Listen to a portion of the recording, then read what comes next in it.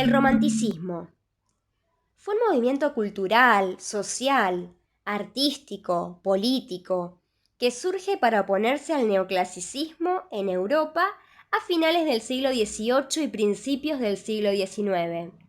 Está estrechamente relacionado con el auge del nacionalismo, movimiento político que reafirma que un pueblo, una nación, tiene derecho de decidir por sí misma sobre su futuro.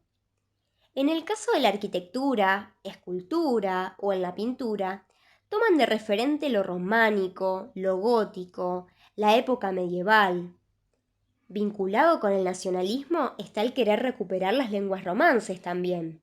Por este motivo se dice que el romanticismo es un movimiento literario, siendo algunos de los mayores exponentes Víctor Hugo, Bécquer, Pronceda.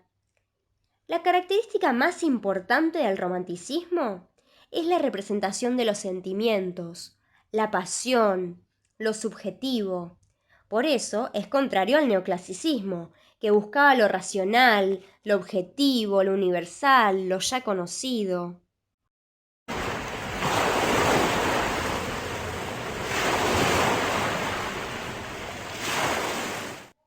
En 1837, un grupo de jóvenes pensadores se presentó como una nueva generación que venía a superar el conflicto entre unitarios y federales.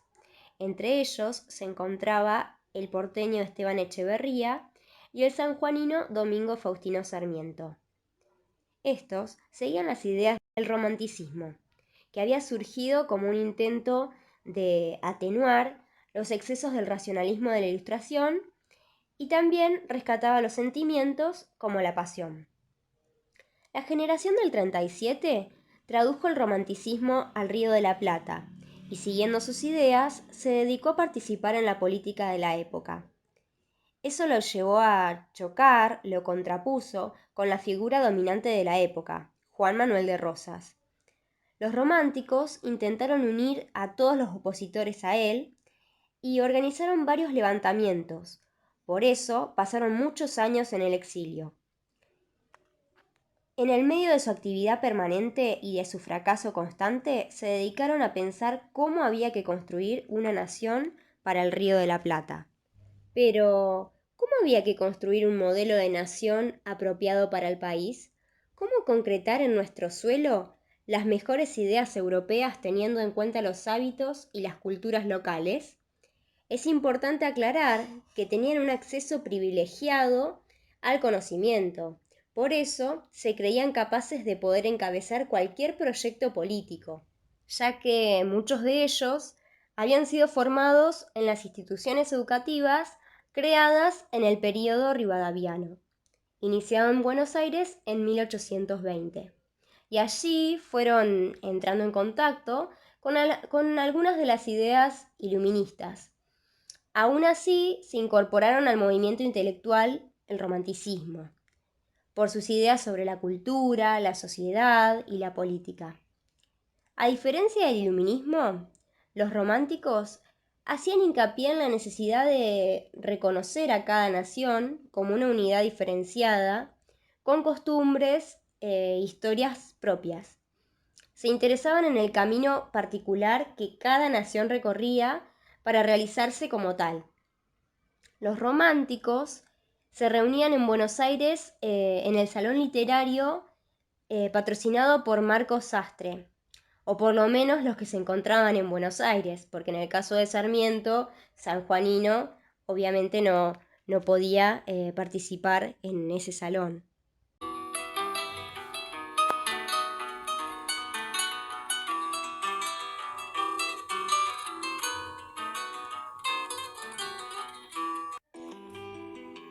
José Esteban Echeverría Espinosa, pa' nosotros solo Esteban Echeverría. Como quien no quiere la cosa, fue poeta y escritor. Hijo de un español y criolla, un argentino que pelearía con la figura de Rosas junto a la nueva generación. La generación del 37, los aliados al romanticismo, se guiaron del iluminismo, pero usaban su propio lenguaje, quizás de alto voltaje, pero elemento diferenciador. No sé si en ese entonces existirían los amiguismos, solo sé que con Domingo defendía la nación, sus ideas liberales, vencer a los federales con la misma pluma que el Matadero escribió.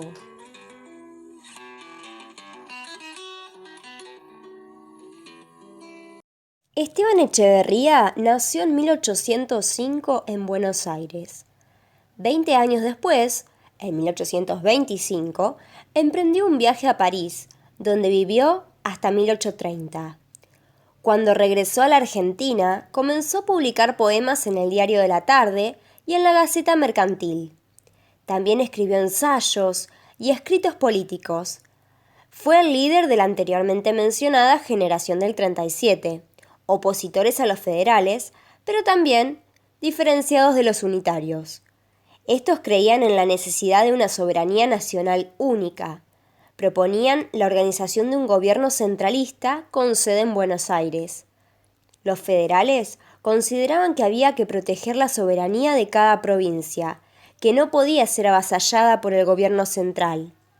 Echeverría, como parte de la generación del 37, criticaba a los unitarios porque habían gobernado y pensado el país sin atender a la necesidad local, y criticaba a su vez a los federales por ser violentos y salvajes, y que imponían el atraso al camino abierto por la Revolución de Mayo. Estas ideas fueron expuestas por las lecturas que hizo en el Salón Literario. Con ellas creó un programa para el porvenir. Se interesaba por definir una economía, una política y en especial una cultura. Por eso, además, es considerado el primer poeta romántico del Río de la Plata. En sus escritos también encontramos una de las paradojas de este tipo de romanticismo. Se afirma la necesidad de crear una cultura nacional, pero dice que no hay ningún pasado cultural al cual remitirse. En La cautiva, uno de sus poemas más famosos, esa paradoja está representada por el desierto. El desierto como un paisaje característico de lo nacional, donde a la vez no hay nada. El Matadero. El Matadero es una de las obras más conocidas de este autor junto con La cautiva. Es considerado uno de los primeros cuentos argentinos, de estilo romántico, un romanticismo social. Es una narración cargada de símbolos. En él se representa al matadero como símbolo del Buenos Aires de Rosas. Los novillos que aparecen simbolizan la masa popular, que va al matadero sin rebelarse. El toro podría representar en este caso al unitario, con su ímpetu.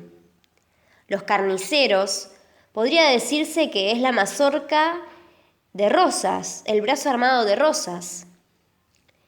Es un texto en el que se hace crítica. Una crítica al gobierno, al sector ganadero y a la iglesia. También con esto se establece una metáfora, con esta crítica al federal. Encontramos el uso de la ironía como recurso para buscar la complicidad del lector. Y a su vez, volviendo con lo que mencionaba anteriormente de los símbolos, hay muchos guiños con su lectura, como por ejemplo con el tema de la cuaresma, que simboliza el tiempo de sacrificio. En este caso, al final del relato hay un sacrificio, el del unitario, que se le ofrecería a Dios, es decir, a Rosas. Y otro aspecto a tener en cuenta es la lluvia, que también puede hacer referencia al caos.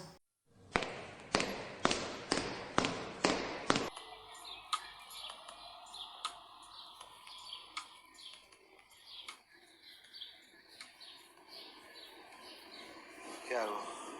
¿Qué hago con esto? ¿Por qué? ¿Qué te pasa con eso? Estoy desquiciado de este libro. Sí, ¿tanto efecto te causó? Sí, Sí, es un libro violento, una obra muy violenta.